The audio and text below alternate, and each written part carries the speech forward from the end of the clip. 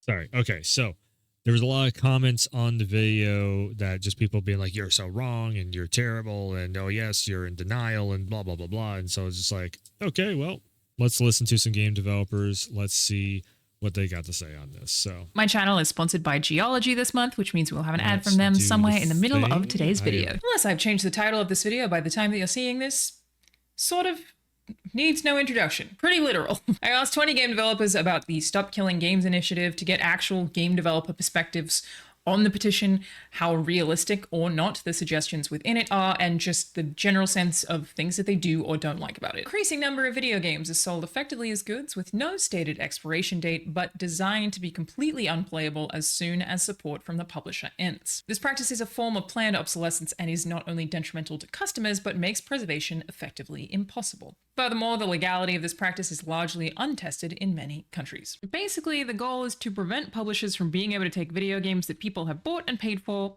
offline, making them unplayable. The creators are asking for a version of any game that you have bought to still be playable even after the publisher stops supporting it. The movement's EU petition. And again, this is why I have said multiple times it's fundamentally flawed, because there's absolutely, like, if a game is made to be running off from servers, then there's no way around that. You have, if the server is not there to run, that's it. And amassed 1,400,000 signatures. The UK petition got almost 200,000 signatures. Because of the crazy volume of signatures, various governing bodies do have to consider the issue for debate. And according to the Stop Killing Games website, the movement has successfully escalated complaints on this problem to consumer agencies in France, Germany, and Australia. Which is absolutely going to go nowheres and become null and void, because again, like at fundamental level, how are you supposed to run a game that has information on a server when the server is not there anymore?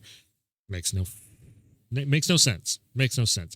I am going to try and upload this to YouTube, so I have to watch my language a little bit.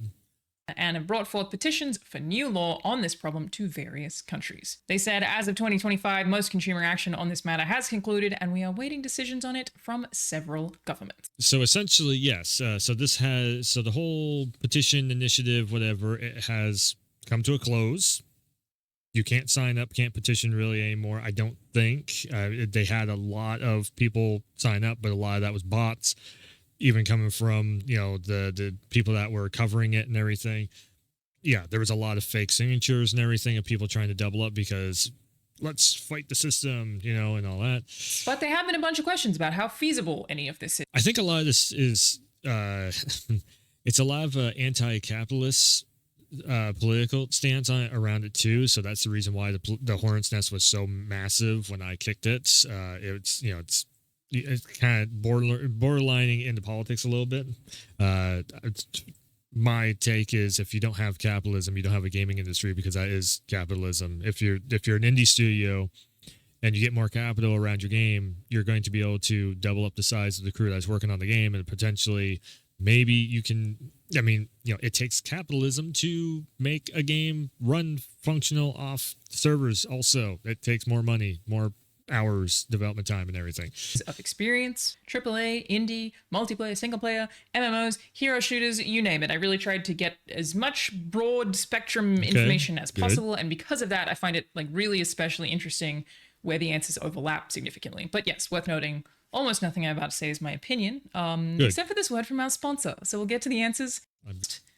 Game devs would really like it if their games were playable forever. They would love it if the thing that they worked on was prevented from disappearing because some publisher decided to shut it down. Right. One developer said that 99% of the games that they'd worked on in their career are no longer available or playable, which is insane.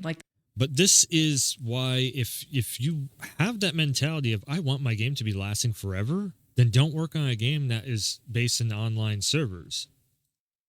I mean, I know that's a ton of games, but there's a ton of games that don't also. Anyways. That's so much creative labor to just have disappear, and the creator doesn't even have to be told about it. And on that note, I'm going to start this with an important quote from Emma Kidwell, an award-winning game dev currently working at Firaxis.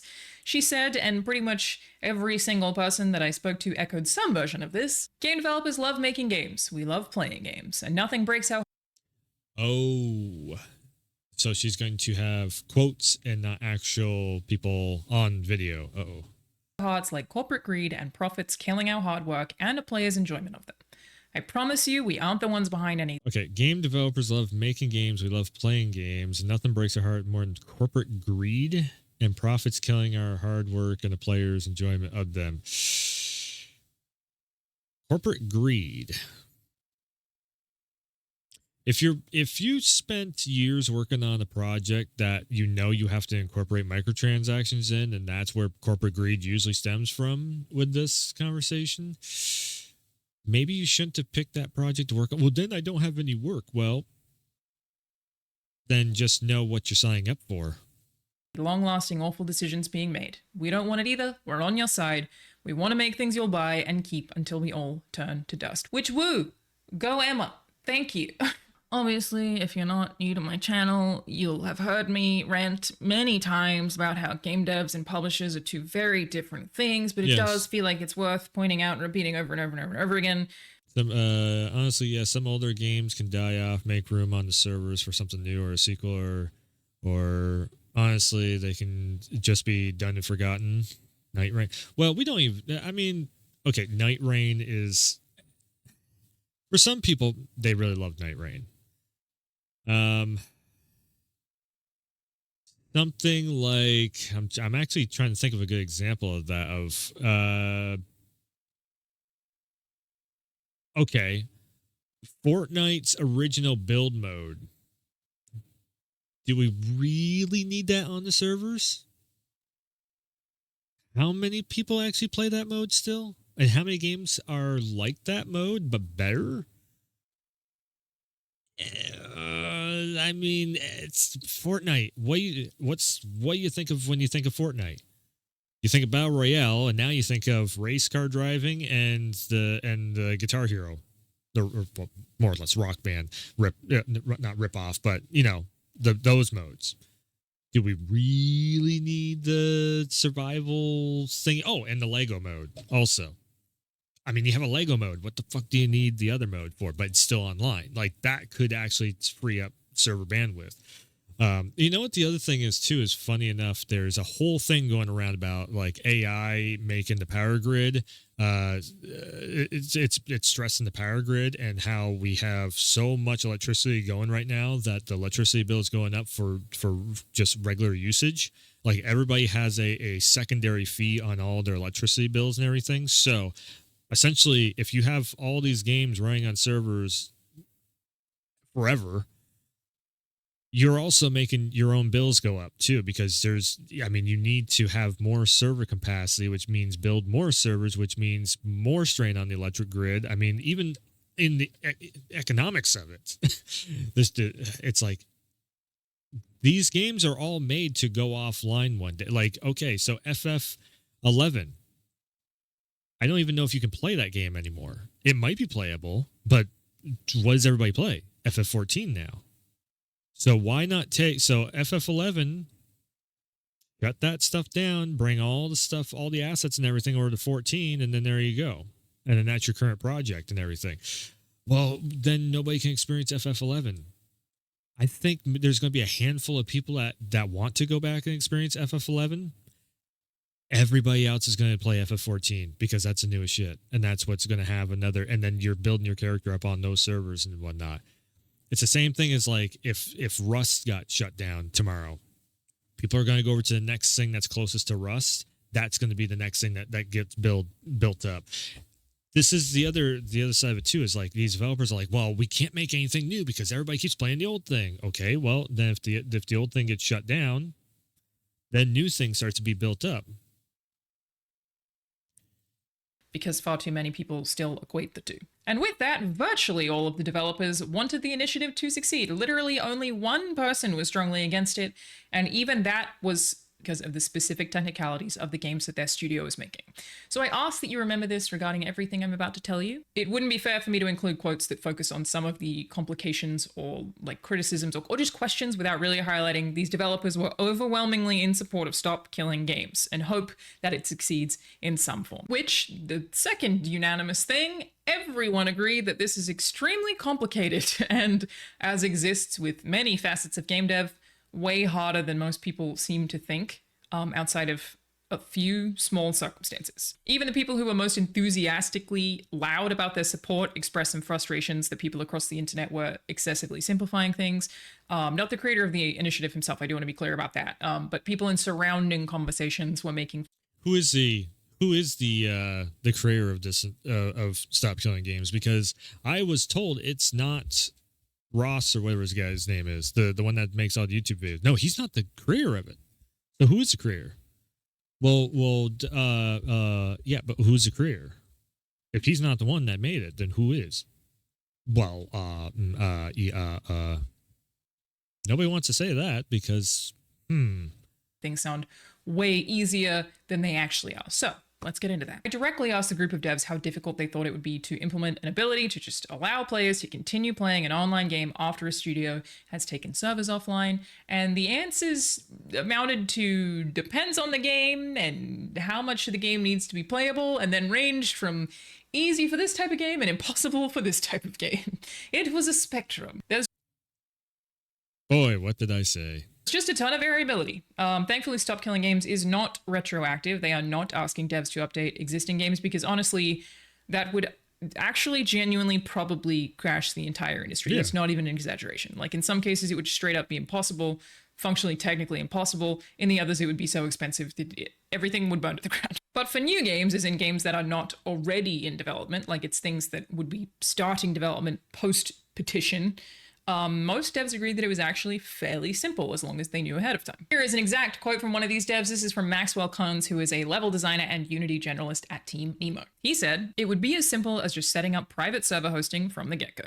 It's not necessarily a free add-in, it would take some time and testing, but if we think about it in terms of regular testing, we already have a responsibility to ensure that we are selling a game that reasonably functions, doesn't break your computer or console, and doesn't introduce any new security risks to your computer. I think those are already fair expectations a consumer should have of a product they buy, so while it may be a not insignificant amount of extra work, it's not unprecedented, and it's not exponentially any harder than the other responsibilities I've mentioned. Consensus is Okay, so private server on that, but then who's going to pay for the private server?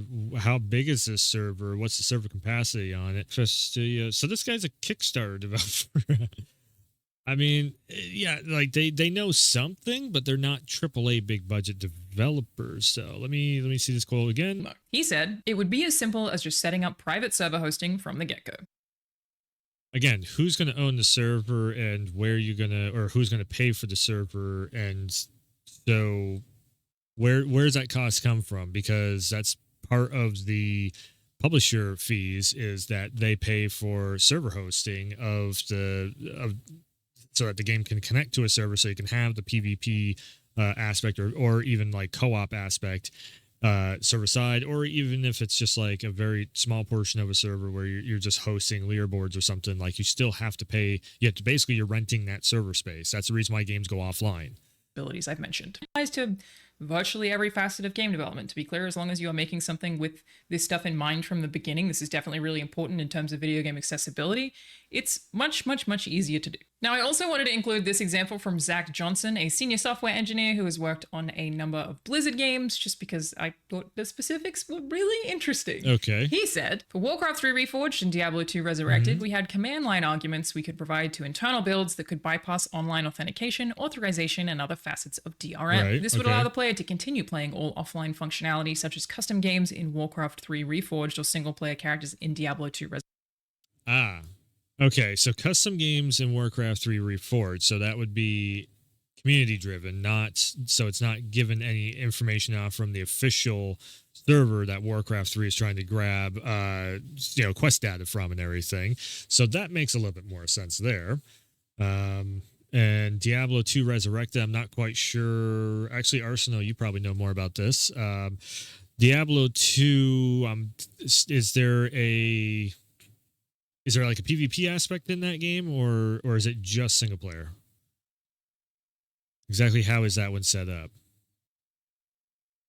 Resurrected. It would take a single developer less than a week to change the code to make that the default behavior, get QA to test the change and ensure the game works otherwise, and release it to players as a final end-of-life. I know there's online multiplayer. Okay, so that would be one example. That's like the online multiplayer would have to go into a private server, but it's all the same game, really, online or off. All right, so the whole game is also Diablo 2. That was what year? That was before we had like a lot of server stuff, I think. Diablo 2 initial release date was 2000. So this game would have been in development in like the 90s, 2000s before, yeah. So Diablo 2, we're talking a game before microtransactions, before always online, before all that stuff. So again, this is also very kind of, it's one of those case scenarios where it's like, okay, this is true, but it's kind of outdated in a sense. Build, and a week is a conservative estimate, but everything in game dev takes 3 times longer than you think. MMOs and mobile games are sort of an That's actually a very good point there. That last point, everything in game devs takes 3 times longer than you think. Absolutely. That's 100% true, even to this day, because when you think you have all the bugs squished, that bug breaks something else in the game, then you have, the other thing that you have to, that's the reason why a game goes gold and then it has a day 1 patch that could be 10 gigs or something, because it's like, okay, we have to ship by this date. It has to go gold by this date, and we don't want this, this date to get pushed back at all, because then we have, yes, it's great having 3 extra months, but at the same time, the publisher only gives you so much money. If you push it back, you're most likely losing money. Sometimes it all depends on every situation is different, but for the most part, publishers only going to give you so much cash to work with.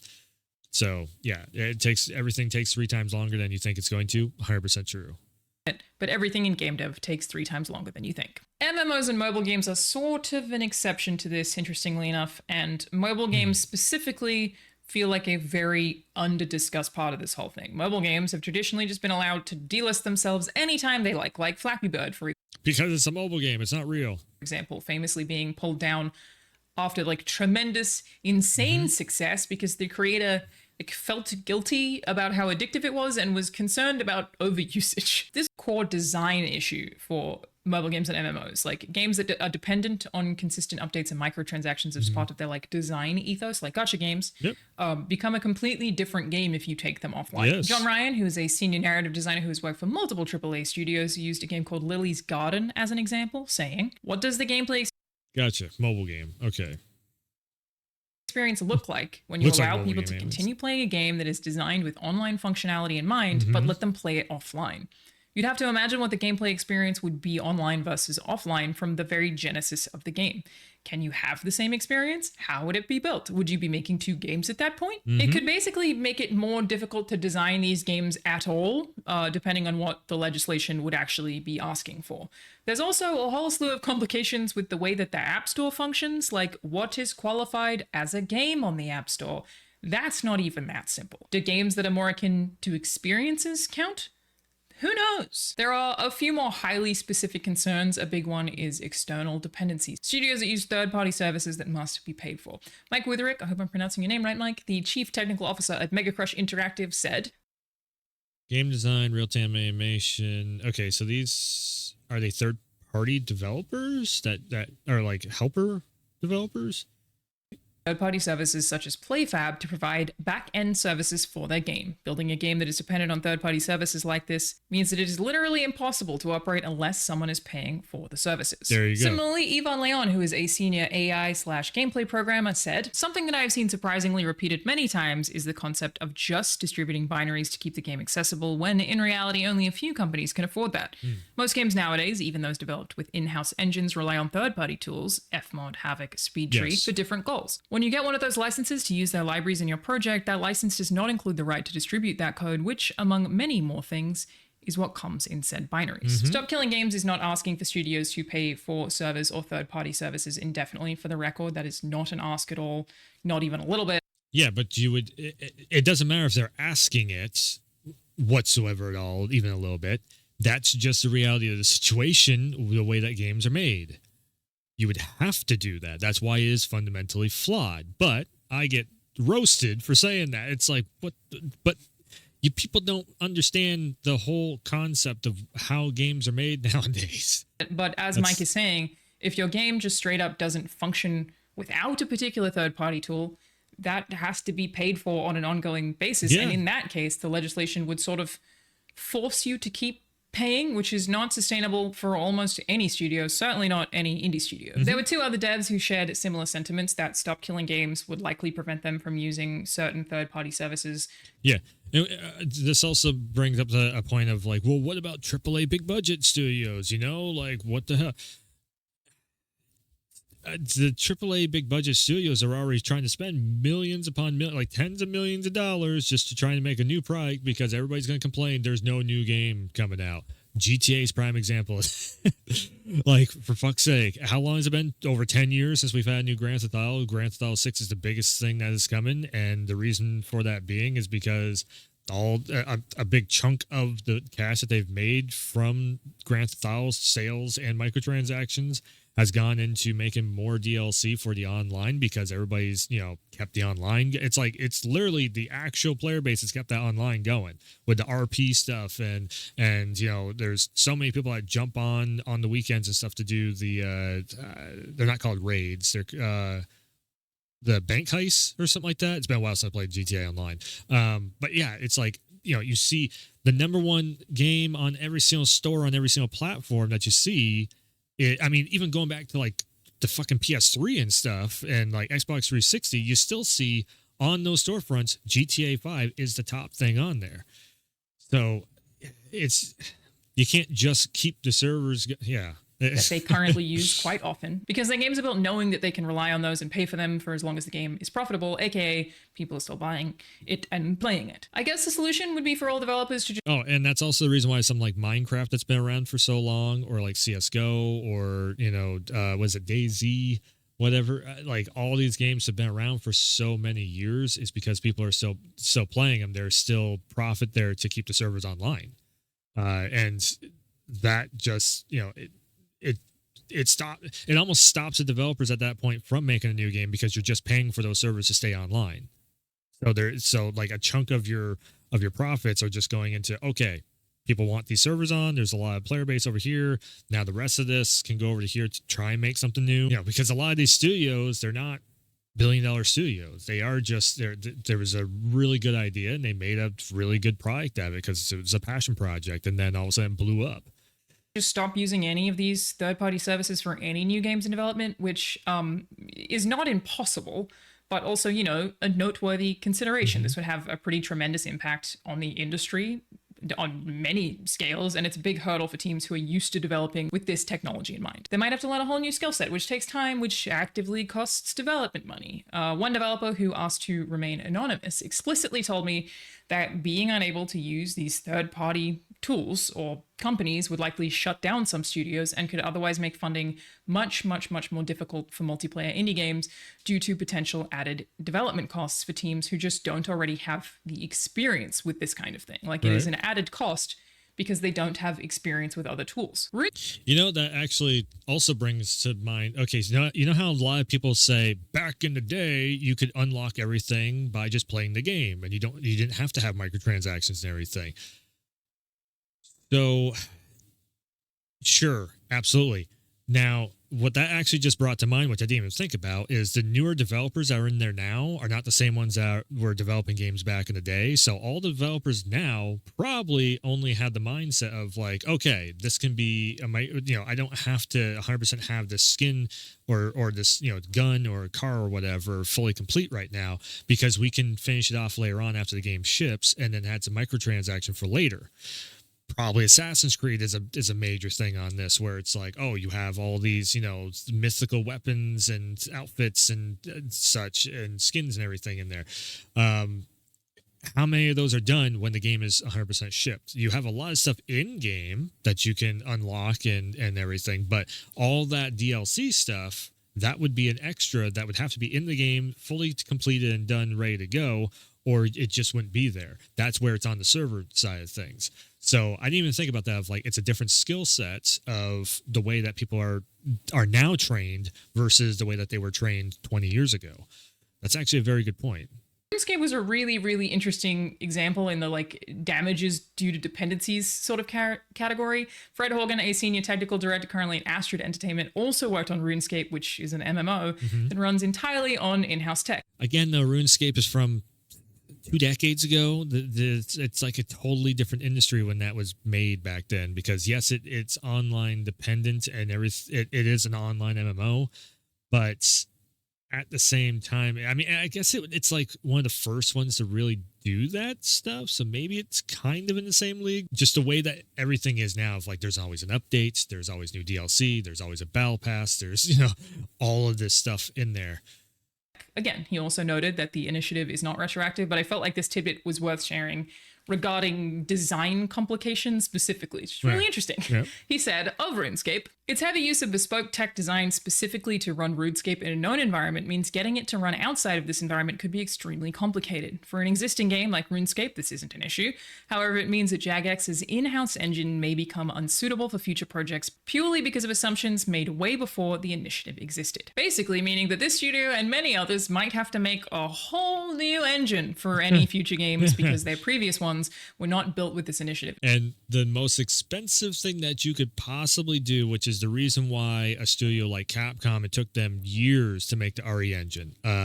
Something like, let's see here. There's a reason why a lot of studios are using Unreal Engine 5, because it's way, actually Kojima also, if it wasn't for Sony backing, Kojima wouldn't have been able to make the I can't remember what the engine is called, but he made Kojima owns his own engine, which makes it so he can do whatever the hell he wants with it, but also they know exactly how to run that. The Frostbite engine is another one from EA and everything. Like these game engines are specifically designed for the game that is being made on it. So, I mean, the Frostbite engine, that's the reason why Battlefield 6 is doing stuff that Call of Duty has tried to do, but Battlefield 6 is looking so much better, and it's because Frostbite's main objective was visuals, and there was a stuttery fucking mess, but the visuals were optimized. And then they finally figured out how to get a lot of the bugs out of it and everything. It took 2 or 3 games that they made, lots of millions of dollars, and and failed productions and everything, basically of failed productions, I should say. And now they're finally at like the best of the best. You've had the Mass Effects, you've had the Battlefield 3s, 4s, Bad Companies, this, that, and the other thing on all this Frostbite engine. And now we're up to the point where it's like, oh, it all comes together and we have Battlefield 6 happening. And everybody's like, whoa, this looks amazing. Yes, but you also have 3 console generations of innovation happening with that game engine.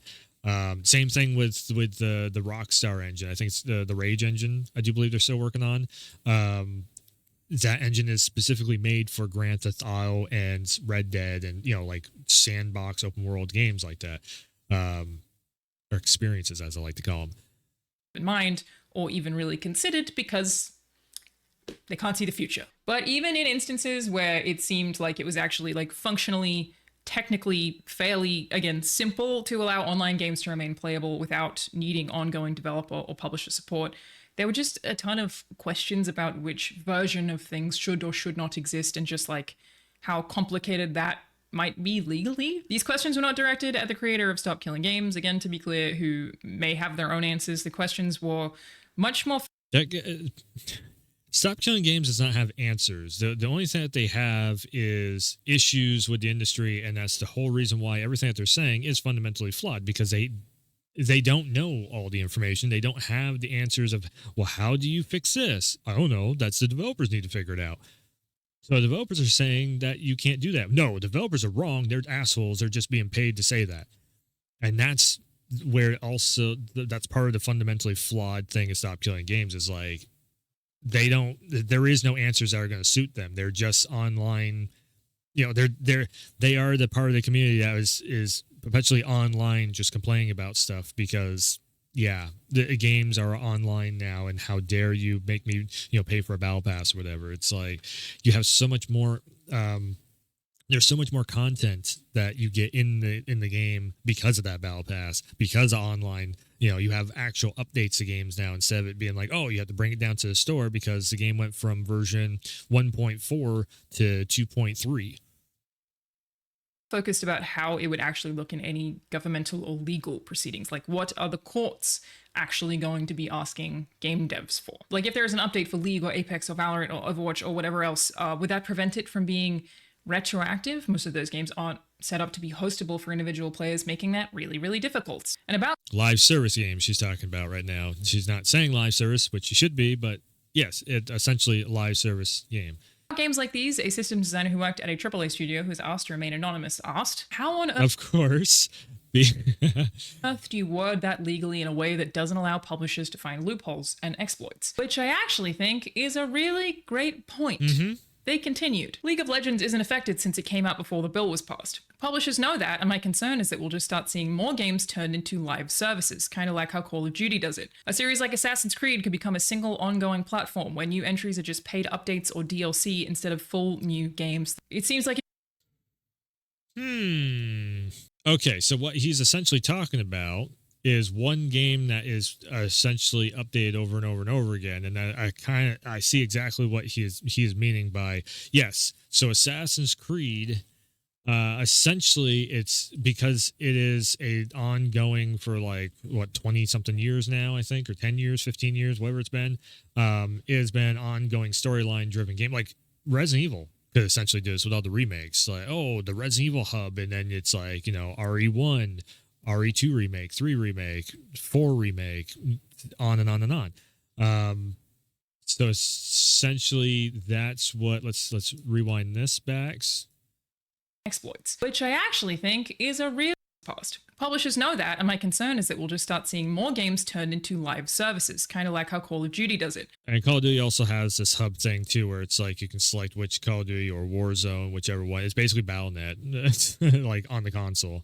A series like Assassin's Creed could become a single ongoing platform where new entries are just paid updates or DLC instead of full new games. It seems like it would be a fairly easy way for really big juggernaut studios to get around the new rules, but it feels like a loss for players, especially with how tired people already are of live service games and juggling a bunch of different launches. Which, quick side note, a lot of these developers shared speculative concerns about some of the ways that publishers might respond. 3 separate devs said that they expected that publishers would very likely massively increase everybody's favorite thing, microtransactions, specifically in things like sports games, which would sort of no longer be able to release annually to try to recoup any potential revenue loss. When you get new stuff locked behind game modes and everything, and you have to literally play the game mode for like 100 hours just to be able to unlock something new in the...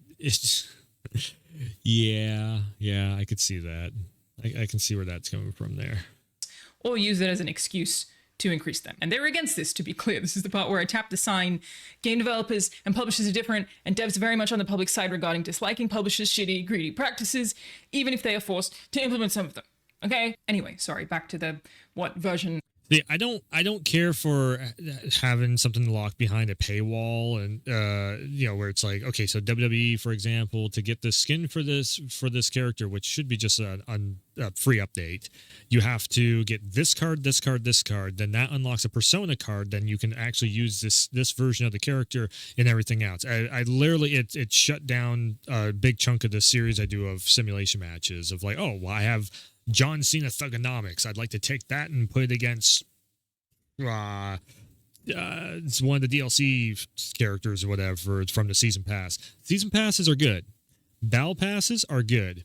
Putting it behind a paywall that's like My Factions or like NBA type of shit, where it's like, oh, you have to do 3 other microtransactions to get this DLC unlocked. That's shitty. That's bad. We should get away from that practice. But battle passes, season passes, where we get 3 or 4 update chunks, update packages for like 10% off or something of the overall deal. That's cool. Battle passes where it's like $10 and you get all this extra skins and stickers or whatever the fuck. I don't care about stickers. Weapon skins, cool. Extra characters, awesome. Yeah, again, there is some good, there is some bad in the industry, any which way you look at it. Of this game has to exist and how much of it needs to be playable questions that are hard to avoid talking about when talking about MMOs. One developer brought up Wrath of the Lich King as an example. Blizzard has technically killed that version of the game, so how do you differentiate between versions which can or cannot be killed, legally speaking? These things will have to find explicit legal definitions, and that's just going to be really hard. On this, Kevin O'Brien, who is a senior QA manager at Theorycraft Games, asked, if it's just the core gameplay and none of the thrills, then it might not be that bad for a game like League of Legends or Valorant to be playable without the platform. The developer could release the game on a client-specific version and a matching game server with some basic instructions on how to run the game server. Or maybe it needs to be doable for a normal consumer to get it running, in which case the bar would be way higher. Okay, so actually this also brings up another point too, is console gamers are not fucking with servers.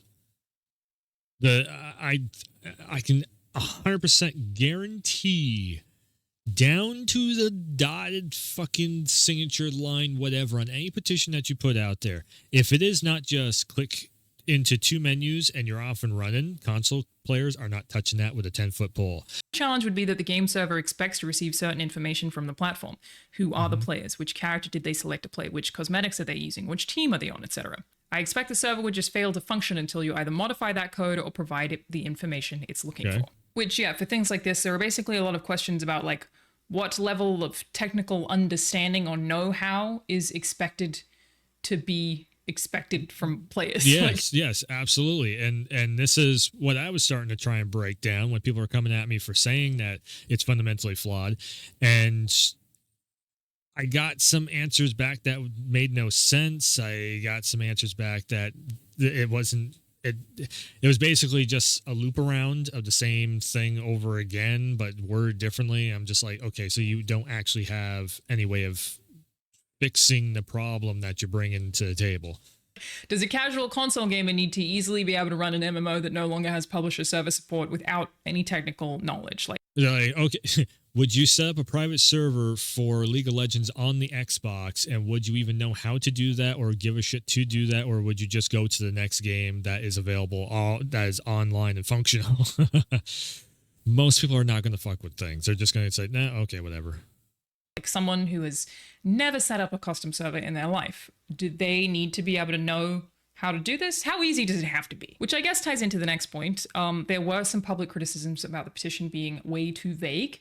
And while I suspect that that's where a lot of the devs' questions are inherently coming from, many of the devs that I interviewed said that they felt that it was worded as well as it possibly could be, considering the complexity of the ask. One developer said, I feel like the language in the petition can't possibly be specific enough to capture all of the nuance of different technologies at play, which is fair. It's sort of impossible to be hyper-specific about an industry that just has so much variability. And it's not on Stop Killing Games as an initiative to figure out all the answers or come up with all of the definitions. Like, they haven't presented a technical document.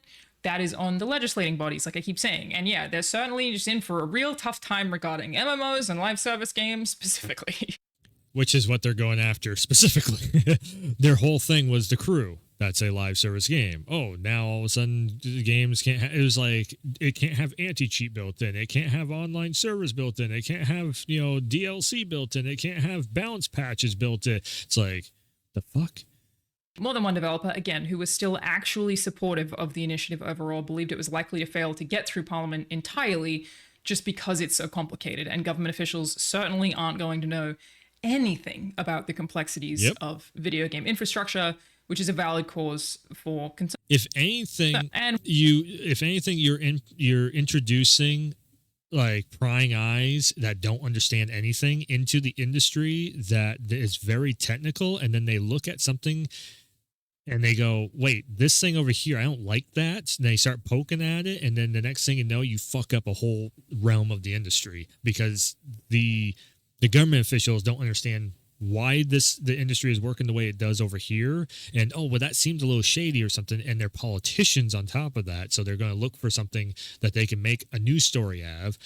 Well, guess what? I've even seen it in Republican politics also, where it's like, okay, so I'm not saying Roblox is a good thing, not defending Roblox, but I've seen a couple of governors on the Republican side say Roblox is doing this, this, and this. I'm like, well, have you fired the game up and have you actually checked that out yourself? Have you seen this, or are you just going off from third-party accounts? And again, no matter which side of the politics the governor or politician, whatever, is from, if they have not seen it in action themselves, of like, okay, so what's a basic experience with this product? You turn it on, Is it just like in your face, this is bad? Or is it like, oh, you actually have to search for this stuff? Okay, there's some bad actors over here. Let's shut these guys down and let the kids play in the servers over here that are, I don't know how Roblox, I've never started up either, so I can't fully speak on Roblox. But just seeing that stuff is there. Sure, absolutely, the bad actors should be taken out. But how, like, at least fire the game up yourself and see for your own accord how bad it is. That's the reason why I haven't really talked to Roblox stuff, because I ain't got a clue, and I don't care to start that thing up. But if there's bad actors on there, absolutely get them out. That was actually when my thought trains on the initial video I made, which was going into, you're going to have servers that are not policed by any enforcement teams, and that stuff that happened in Roblox could easily happen in other live service games if you have kids getting on there and it's not, officially supported anymore and everything. And it's funny that Roblox thing happened maybe a month after I said that, we need to be looking out for this stuff. It's always 1 month and then maybe 2 months and then something happens like that. One very common just outright criticism, maybe the only one that game devs shared of Stop Killing Games that doesn't fit in the, like, I just have a lot of questions about this category, was part of the website's FAQ specifically. There is a question that reads, wouldn't this be a security risk for video game Okay, well, here we go. companies? And the FAQ states, not at all. In asking for a game to be operable, we're not demanding internal code and documentation, just a functional copy of the game. It would be no more of a security risk than selling the game in the first place. Numerous developers did not agree with this one, and I think part of that is tied into a public misunderstanding of technical terms like security, like what security means in context of video games or software. So, most people think hacking or vulnerabilities protecting against unauthorized access. And while that is part of it, yes, there were some concerns, basically because it's overall much bigger than that. Zach Johnson, who we heard from a little bit earlier, said, this initiative is absolutely a security risk for companies. A contrived example, someone runs a Halo 2 server that kicks all players who join that don't have slurs in their usernames. PC Gamer writes an article associating Halo 2 with servers that contain slurs. Yep. The mother of a gamer reads this article in passing and assumes Microsoft is enabling this behavior rather than being unable to stop it. It's a PR nightmare, essentially what this is saying. And there's a very big time hypothetical. It's a PR nightmare because every single PC gamer or fucking any, especially in the age of social media and people just having knee-jerk reactions and stuff, it's just like one word gets around about one thing and it blows up way bigger. This is the reason why I said the Roblox thing, because it's like, how big is that situation in Roblox? Is that one situation that happened and then it's like it's all of Roblox? Oh my god. Like, how big is the situation? Was it one time thing? Is it a one little group that's doing it? Like, what's the implementation of it? Is it just destroying the whole game overall, or is it just that one? Like, I guarantee you there's got to be a GTA Online RP server that has done some really bad stuff that has not gotten any press, that was like, it was terrible, and Rockstar squished it, got it done over with, that's it. So it's due to players running their own standalone servers. He continued, I'm not saying this is how I want things to be. I want the Stop Killing Games initiative to succeed. There are some legitimate security concerns that companies will have in regards to allowing their intellectual property to... So a reason why they keep saying this, I want this Stop Killing Games thing to succeed, is because they don't want the blowback from all of the million, because that's 1 million sales potentially. So it's the blowback thing. They're it's saving ass basically. That's the reason why they keep saying it. They don't agree with this, and that's where Alana is also going to be like, well, no, they agree with the initiative. Well, no, they don't. Not really. If you actually are thinking about it and reading between the lines of what they're saying here, I agree with it, but this is absolutely terribly, worded and implemented and everything. So no, you don't agree with it. Just say you don't agree with it, and yeah, like those million sales, what makes something that it makes 3 million sales? And who gives a shit about those people? Because guess what? The people that are signing up for this stuff, it's not even a million either. It's bots, like I said, for a lot of it. But those people that are going to play your game anyways, they're going to look for something to make a video or post online about that shits on your game. So who gives a shit what the hell their opinion is saying? They're not actually in good faith of trying to figure out and fix the situation. They are just saying, bad thing, bad, because I don't like it. exist outside of their immediate purview. The job description of what we call Chief Information Security Officer, the CISO, should help to clarify just how much shit these guys are thinking about in terms of security. Basically, it also encompasses brand risks. But there are actually also some positives that you may not have expected. Multiple developers mention that if this passes, publishers will effectively be forced to financially support some of their ideas, particularly the kinds of things that are routinely rejected. Matthew, a developer from Ubisoft, said, "I remember working on a game where user passwords and IPs were stored in a simple database without any kind of encryption. Since RGPD, which is a separate legislation, passed, when bosses asked to do that sort of things, us devs can say that's illegal and force our bosses to give us time to do things properly. If this initiative succeeds, our offline mode ideas will not stay on the design whiteboard, our bosses will have to let us implement them." I can imagine that's especially nice for somebody who works at Ubisoft. Like, that rules. And to continue on the positives. Okay, sure. Absolutely. More security is always a good thing when it comes to personal information, IDs, passwords, the whole 9 yards, especially also credit card information that a lot of people put into launchers and such that, or like a PSN. So, Ubisoft's server is connecting to PSN and you're hoping that there is double security on both sides, that your credit card does not get hit either which way. 100% more security on the Ubisoft side means double encryption. Maxwell Kunz, who was mentioned earlier, said, "In some cases, it may make development time quicker. Right now, there are some games that are online only, even during their single-player experiences.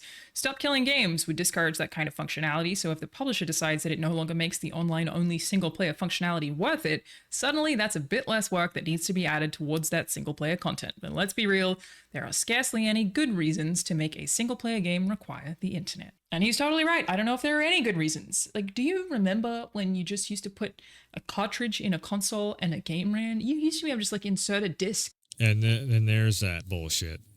Yes, I remember that.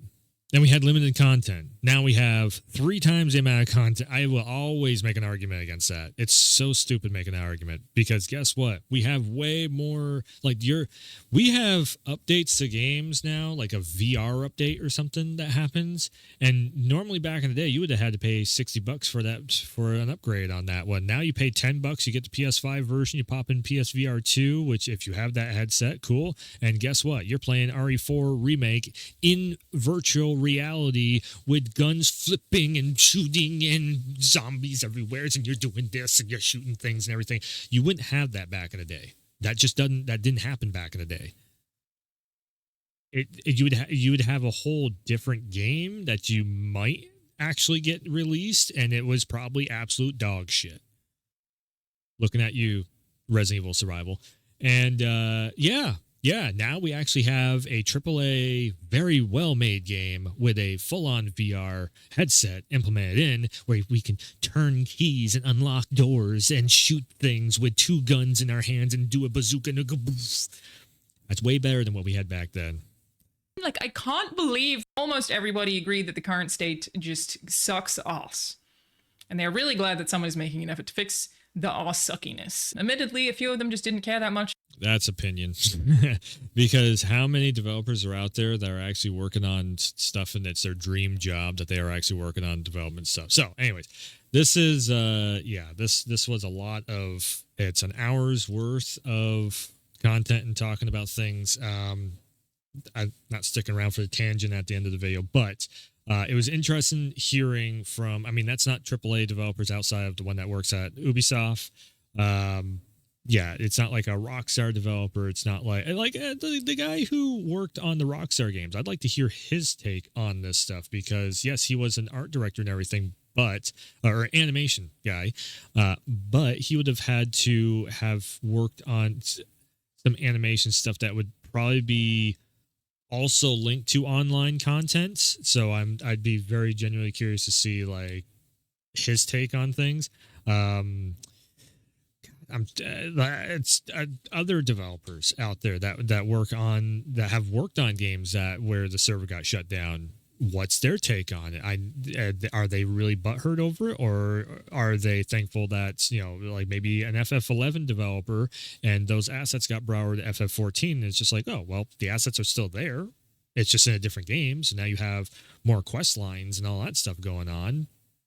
So there's a whole lot of different ways you can look at all this stuff and go about it and everything. But at the end of the day, once again, I wasn't really that far off the mark with the way that developers are going. Again, developers are going to say, yes, we're for it, because they don't want the blowback from the internet, because the blowback from the internet can literally tank a studio. If a lot of people go, that game sucks, the scores go down, and people, especially YouTubers that get on a hate train on something, they can actually literally get a studio shut down. We've seen that before, where it's not even that bad of a situation, and people are like, it's the worst thing ever, and then nobody plays the game, nobody checks it out, boom, it bankrupts a studio. We've seen that. Yeah. Anyways, like I always say, follow, sub, the whole 9 yards, and that's gonna do it for this one. Thanks for tuning in. Thanks for stopping by, and as always, I will see you next time.